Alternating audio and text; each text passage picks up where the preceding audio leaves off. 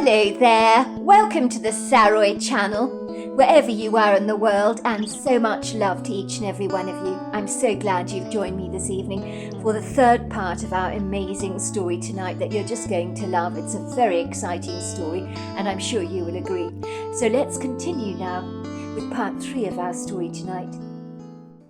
Kim had looked at Ethan through a pair of lugubrious, sorrowful eyes.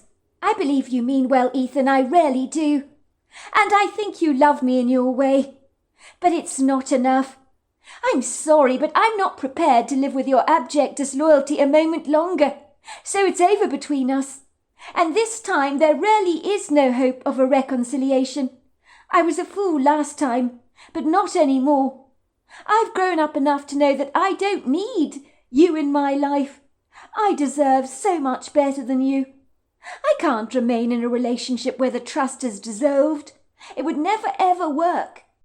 Kim had walked out of Ethan's life and returned back to her family home in North Carolina, and neither of her parents were remotely surprised to see her standing at their front doorstep, carrying a suitcase in her hands and looking like a bedraggled orphaned kitten that was looking for a brand new home.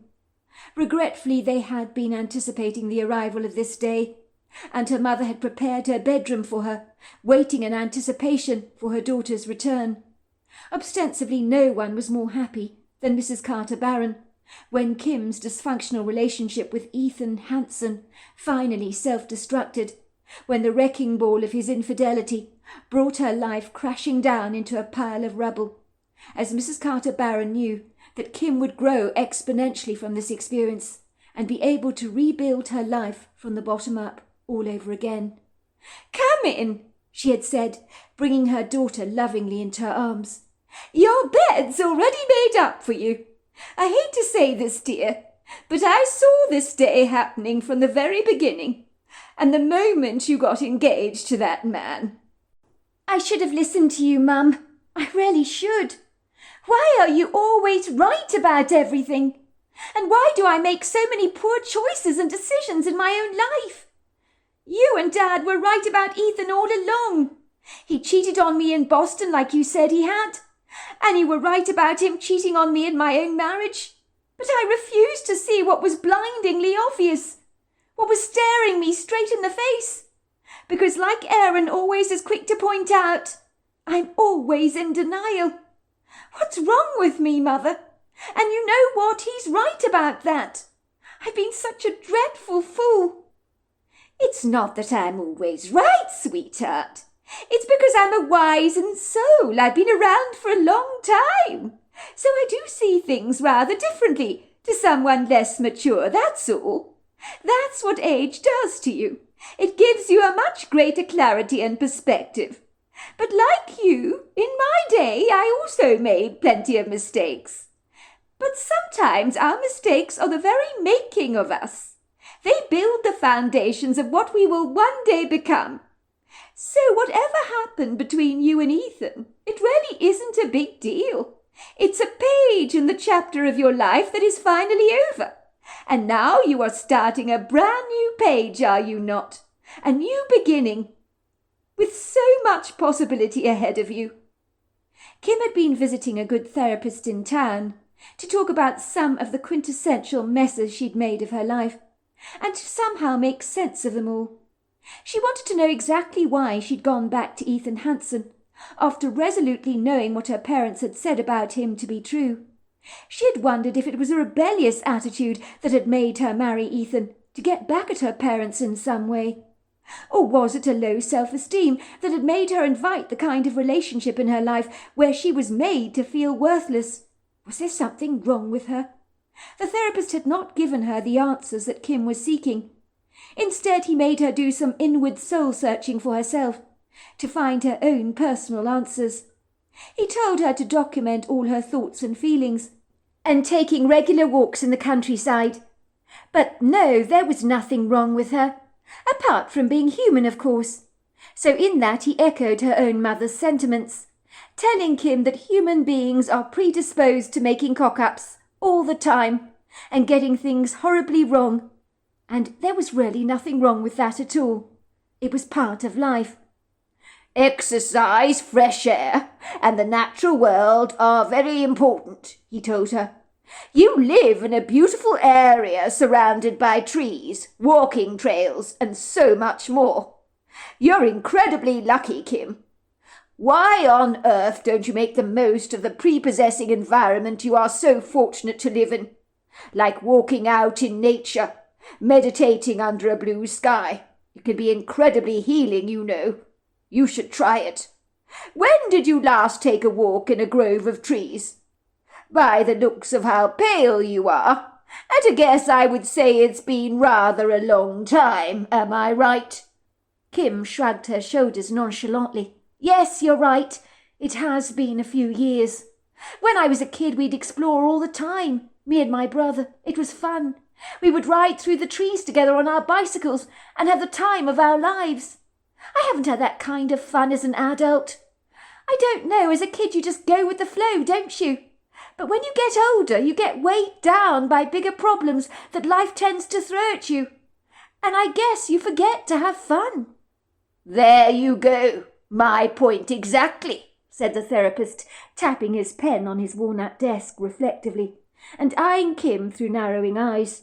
I thought as much. I can read you like a book. You're longing to be a carefree child again. You need to get to know the child within you, Kim. You're taking life far too seriously. It's a wonder that you're so miserable. You need to let all the heaviness go, all the bitter disappointments and hurts. If you carry all that toxic stuff around with you, you're bound to be sad. So I've got lots of important homework for you to do, young lady, and I expect you to do it, he said. I want you to discover that little girl inside you again, to forget all your responsibilities as an adult, to go exploring like you did as a little girl. Waken that dormant side of yourself up again, and you will be surprised how it will change your life. When you come out of the hibernation of your self-denial, you'll see miracles in your own life. I've seen it with my patients using this approach. We all have a child within us, but many of us have blocked our inner child. If you want real happiness in your life, Kim, you need to find her again, because that's the secret key to happiness, you know. Children know how to find happiness. As you keep saying, like when you were a kid, you went with the flow. That's children for you. They let life happen like a butterfly, flipping from one flower to the next. Did Jesus not say that the kingdom of heaven belongs to little children? Do you know what I believe he meant, Kim? He meant when we tap into that joyful, uninhibited, childlike spirit within each and every one of us, we find our heaven. Children live in the moment, Kim, like animals do. They appreciate the flower they see in the garden. They enjoy a game of playing ball, but they don't worry about what the next week is going to hold for them. That's how they find their joy. You need to do the same, my girl. It means not looking to the future or the past, but living quintessentially in the moment. Do you think you can do that? I'll give it a try, said Kim, not feeling terribly confident that a few walks in the woodgrove would make any difference at all. But then she'd try anything and humour the therapist if need be. Life had been tough for her, and breaking up with Ethan had been even more challenging than she had envisaged it would be. Even though every part of her missed him so terribly, she knew that leaving him had been a very good decision. Letting go of the burdens of adult responsibility was hard, and joy was something she believed was beyond her grasp, like a hot air balloon floating up in the sky that you could never ever reach, no matter how much you stretched out your arm. It was on a beautiful Saturday morning in spring when Kim decided to go for an outward adventure on the back of her mountain bike that had been gathering dust in her parents' garage for over 15 years, but her father examined the bike, wiped away the dust that had gathered all over the handlebars and along the girth of the bike. He pumped up the tyres for her and told her that it was still in remarkably good nick. "Good job it's not an old car," he had joked. "Then I'd likely never get the thing started again. But the bike, It's almost as good as new. It's absolutely fine to still use.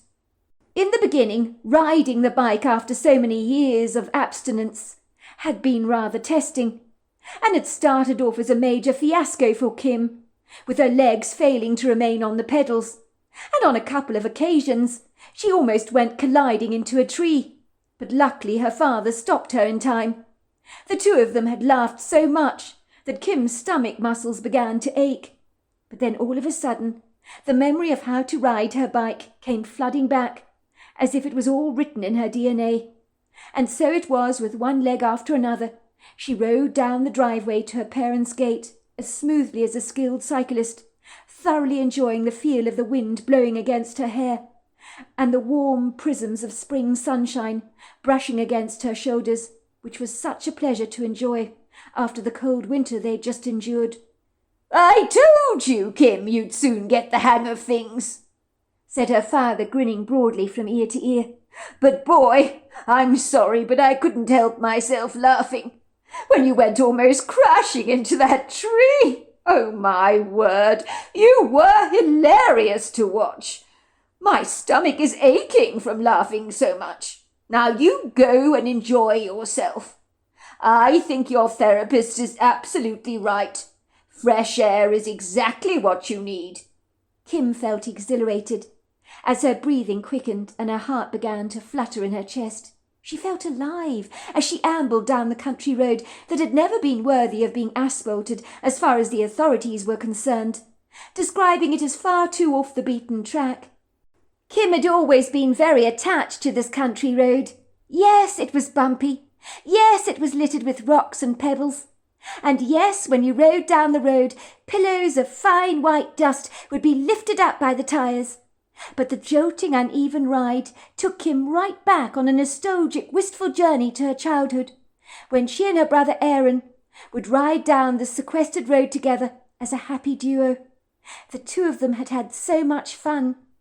Kim was absolutely delighted to see that the trail between the trees still very much existed, as she eagerly rode down the undulating paths, and for the first time in a long time she felt invigorated, marvelling at how prepossessingly idyllic everything was. As an eclectic mix of towering maples, oaks and fir trees congregated together like lofty gatherings of old friends having a good old natter. Then there were the showy displays of the dogwoods and magnolias, richly ablaze with ethereal blossoms that painted the groves in splashes of delicate pastels. Once she had ridden through the trees, she reached another lonely road, surrounded by still more trees.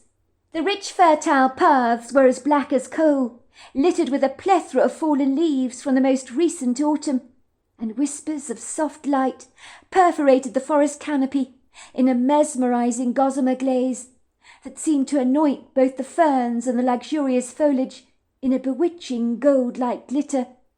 Kim rode steadily forward on her bike, and then she stopped dead in her tracks. She had heard someone whistle. What was that? Where was it coming from? She got off her bike, balancing it against a tree trunk, and then sat down on a nearby fallen log to listen to the pretty tune. Why did that whistle ring a bell to her? It sounded so familiar, as if she'd heard it before. Kim stood very still to listen to the whistling sound. As it got closer and closer and closer, she could hear powerful, ponderous feet pounding the ground, the snapping of twigs, the rustling of leaves, the clearing of a throat. Kim felt absolutely no fear, but an unbridled curiosity about that pretty tuneful whistle that was now getting very close. And then Kim saw something. At first she had no comprehension of what she was actually perceiving. It seemed like a large, ambiguous, dark shadow that moved through the trees. And then she saw it, a towering creature of about 8 foot tall, that walked, then stopped, and suddenly turned around to stare directly at her. The whistling stopped. The dark, treacle-coloured eyes of the creature looked confounded. Kim realized in that quintessential moment that she was staring at a female Bigfoot, and then a memory in her head was unleashed as she recalled herself as a little girl on her bicycle, with Aaron riding through the trees, She saw herself being flung over the handlebars of her bicycle when she'd hit a protruding bump in the ground, and falling onto the floor, crying out in agonizing pain, when a female Bigfoot had come to her immediate rescue, pulling her up to her feet, rubbing her knees gently, which were badly grazed, bleeding a little and throbbing with pain. How could she have forgotten the kind creature? But now here she was again, after so many long years, and the lost memory had suddenly been rekindled. For a moment Kim locked eyes with the Bigfoot. Whether it was for a long time or a short time she could not be sure. But it was almost as if a deep, long-lost connection was being repaired and restored. And then the female Bigfoot spoke to her in an idiosyncratic language that she seemed to just understand like that. Gotolaki, ilatila guasi, hotolasha. It's you. Oh, my word, it's you. It's been a long time. Kolatinakwa, hotolopo, hisatakwa. My, haven't you grown? You're a woman now, not just a little girl. Dukolotoka, tatikwa. Do you remember I rubbed your knees better after you fell off your bike when you were a little girl? And now you are big. I've only just remembered, said Kim bashfully. I don't know how I could have forgotten you. Galatika, kotopasa, nitwa. That's because I made you forget, said the Bigfoot, just as I make you remember me now. I made you forget in the same way. But why? Why would you make me forget you? It was a beautiful memory. I remember how you nursed my knees better, how you rubbed them with leaves after I fell off my little bike. You rocked me on your lap, wiping away my tears. You sat with me and my brother Aaron in the grove, whistling pretty tunes to us, just like the tune you were whistling a moment ago. I was certain I recognized it. I remember when we returned home after we'd met you. My mother and Dad asked us why we were so happy. And you know what we said? I can't remember. My dad looked at me and my brother Aaron as if we were loopy. He shook his head enigmatically and said, "You both look like you found 4 Christmas stockings instead of just 1, and yet you cannot remember why you are so pleased. We were so excited after we met you, bursting to tell our parents all about our encounter with you. But then our memory just blanked. It was ironic, as we knew something fabulous had occurred to us, but we couldn't remember what it was. It was infuriating. But now I remember." The Bigfoot shrugged her shoulders nonchalantly. "Kolopa, hilani kolosana, dila dikwa." We do it to protect ourselves, so people don't remember we exist. Once they've seen us, some of your kind can impose a very great threat to my people. Sometimes when we help you out of challenging situations, kolotila oposa, we wash your minds with amnesia, so you don't remember the help we extended towards you. Kotolapi, we like to be left alone. Tolopana, ilaso, it has helped us survive for generations. Tolonita, hikila toloswa, we do not welcome the interference of human beings into our lives. You may not know this, but some of your kind intend to harm us, to prove that we exist to others. And tolokoli pana toloni, and that we do not tolerate. There are some of my kind that get angry, furious, enraged, maddened, when some of your kind try to find us, because we like to remain elusive. That is our will and our privilege. Please don't do that again to me. Wash my memory. You're a beautiful memory, and I don't want to forget you. I won't tell anyone about you, but don't make me forget you, because meeting you is special, and life recently for me has not been easy. My therapist says I should try and find my inner child, and then I will rediscover my joy. I haven't been happy in a long time, you see. It's not that I'm depressed, just a little overwhelmed with life. I've made some bad choices along the way. Once again the Bigfoot appeared to be shrugging her shoulders. Doloti, kilatila swa, motola. All right, I'll let you remember, only because I believe what you say. She walked over to the log that Kim had been sitting on moments before and sat down, beckoning for Kim to come over to her. Kilati, lutopa, hisata. Come over here. Sit on my lap, like you did when you were little. Tulopo, asika. I can see the child in you is desperate to come out, but you're hiding her away so bashfully. Dolopiti, hinitakwa. This friend of yours speaks the truth. You are denying your child, and in doing so, you deny your joy. Kolopi, ata. I see you're stuck, reluctant to move forward. Dolopina, afraid of what the future will hold for you. Tilanika, this I find most strange, for I live for each day. I never consider tomorrow. You would be wise to do the same. Kim raised her hand. No, it's fine. I don't need to sit on you. I'm too old for all that. But a little voice in her head nudged her, encouraging her to do just that. And before she knew it, she found herself sitting on the Bigfoot's lap, like she'd done as a little girl all those years ago. And for a moment, Kim felt as if she was that little girl all over again. And she began to giggle and cry at the same time, while the Bigfoot began to whistle so many merry tunes to her. And suddenly she felt so much better, almost as if a heavy burden had been lifted off her shoulders. Kim was not sure how long she'd been sitting on the Bigfoot's lap. In truth, it could have been minutes. It could have been hours. But when she got up, something inside her had shifted, and she felt very different, so much better, so much more clear about her life. Tolopina, ikatui. We'll see each other again, said the Bigfoot. Okolipo, hatanaswa. I have a sense one day you'll be in trouble. You will need me then. If you focus on me, visualize me, call my name in your head, and I will be here. I will come to your aid. Kolotila takwa Korsisa. My name is Korsika. Don't forget it. My appointment with you has not come to its end. Kolopila Sina.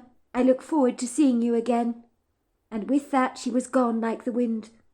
When Kim returned home, both her parents described her as seeming different, and that her bicycle ride had clearly done her the world of good. But Kim knew so much better than to tell them about her strange encounter with a Bigfoot. Kim's personal account, 1 year later.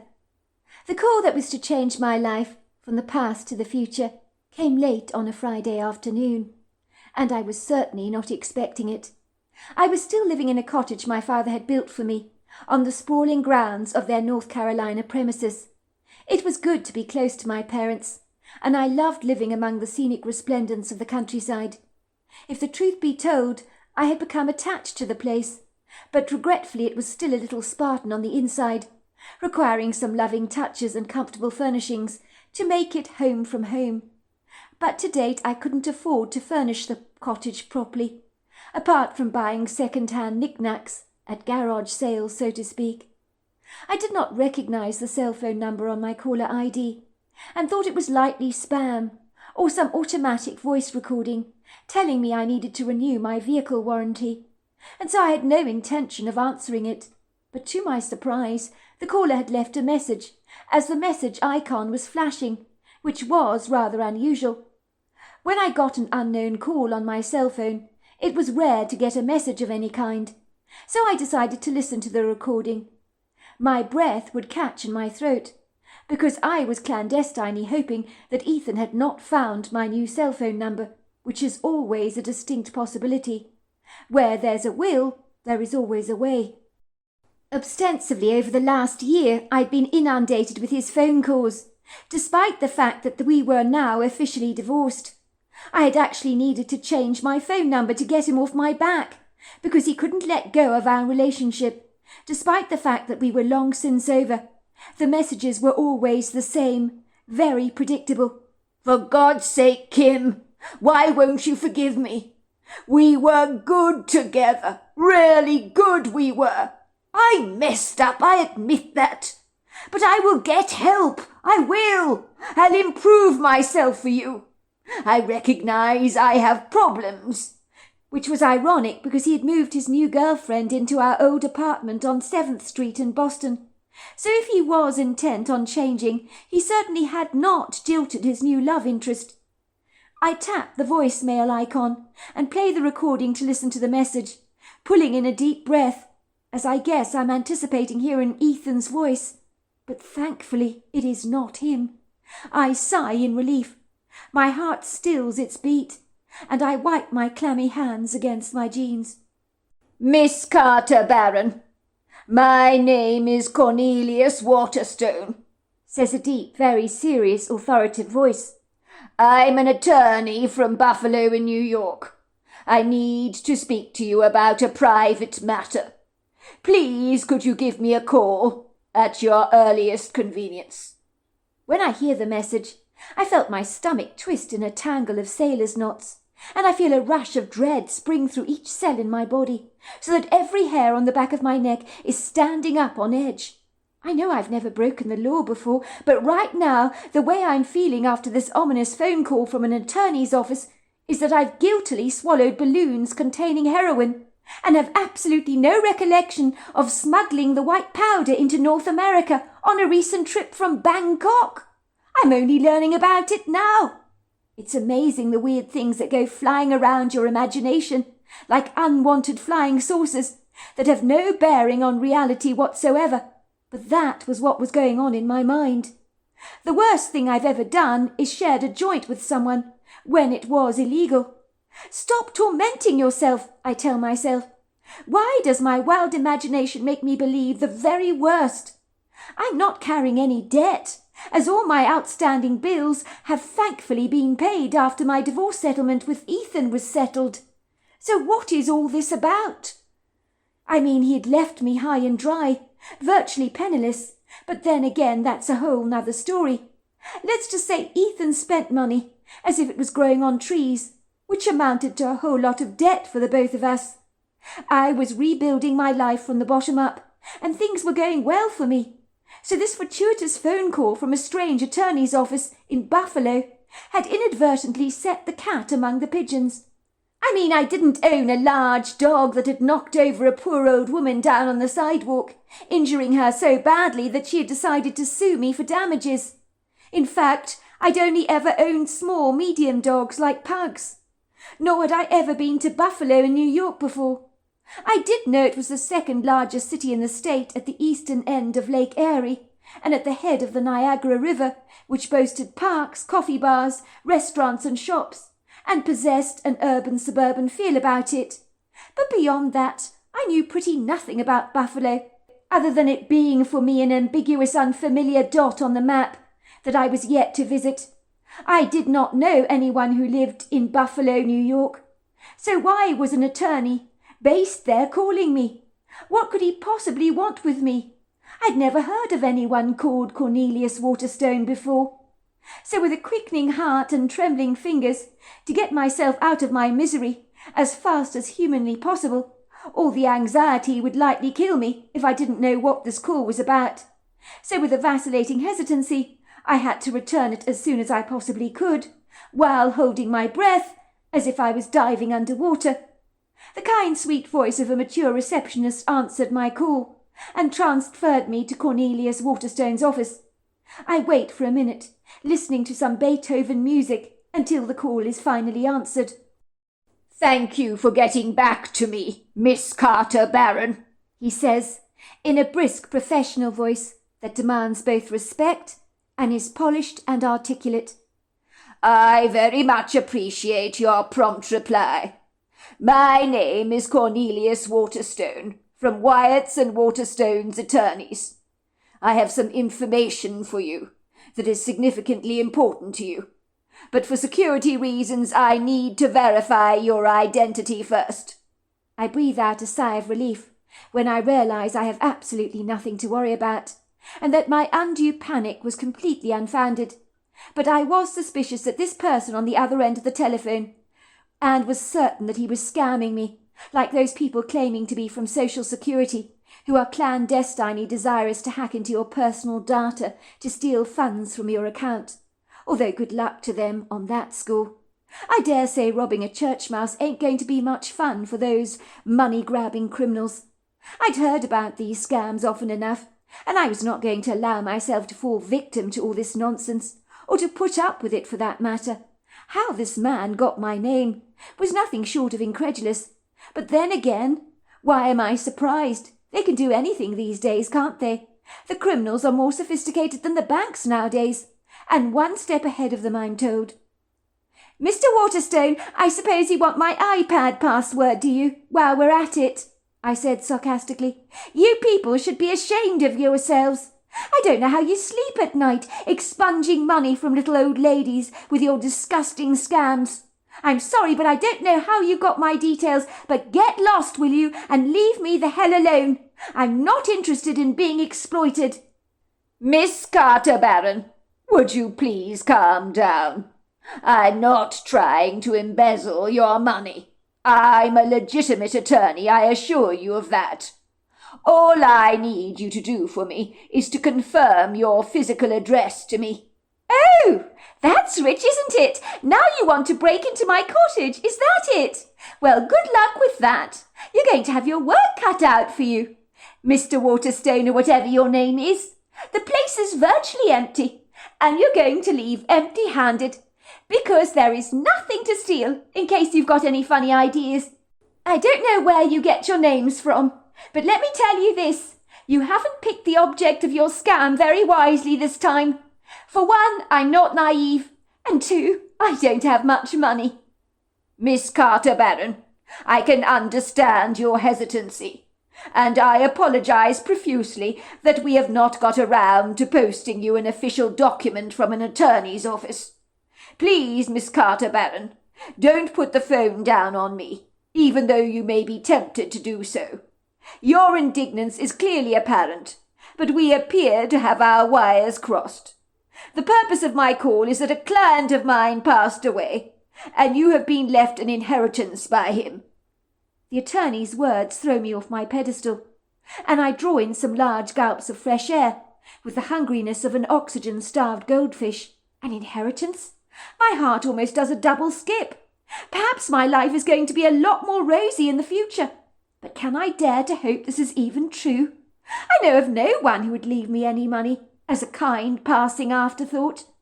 Could the attorney's office have got it horribly wrong, and this is some dreadful, rather unfortunate mistake or oversight? I did know there were some family members on my father's side, the family long since estranged, but there were cousins and wayward uncles I hadn't seen in many years. But one of these people, leaving me something in their will, well, it was a remote possibility, but a very remote one at that. What was your client's name? I asked pensively. My client's name is Clark Johansson, or was Clark Johansson, so to speak. The name rings no bells in my head, and I feel the disappointment pound through me like a fast-moving freight train. I now know it's a dreadful mistake. It has to be, for I know no one of this name. Whatever inheritance that Clark Johansson left, it was certainly not for me, and the revelation brought me back to reality with a cruel, hard jolt, as if I'd been hit across the face with an icy cold hand. Life could be brutal at times, but there you go, another one bites the dust. I'm sorry about your client's fortuitous death, Mr. Weatherstone, really I am. But I'm afraid I didn't know him at all. There must be an unfortunate mix-up somewhere along the line. In my head I'm hoping that somewhere in the dark recesses of my memory that the name Clark Johansson is going to jolt me wide awake and become familiar to me. But I keep just firing blanks in my head. Could this Clark Johansson be on my mother's side of the family, I wonder? My mother did have relatives with the name Jones, but I knew not of any Johanssons. Are you certain of this, Miss Carter Baron? You say you know of no Clark Johansson. Are you sure about that? I'm sorry, but I think I am sure. I would remember a name like that very clearly. You've definitely mistaken me for someone else. Although there are not many Carter Barons around, I'll give you that. But the name Clark Johansson is very distinctive, and I think I would remember it. So how you mixed up my surname, I honestly am not sure. It's a mystery you're going to likely have to resolve yourself, Mr. Waterstone, I'm afraid. Miss Carter Baron, I assure you, there is no mistake. In that moment, I was now more certain than ever that this was some kind of masterful, sophisticated con. They'd probably seized onto my double-barrel surname, smelling money like a hungry fox on the trail of a rabbit. But they were running after the wrong rabbit in this scenario, as this rabbit was a bedraggled one at that, not endowed with many of life's luxuries. Besides, I had no intention of getting caught up or snagged in this man's silvery web of deception. So there you are. That is the end of part 3 of our story.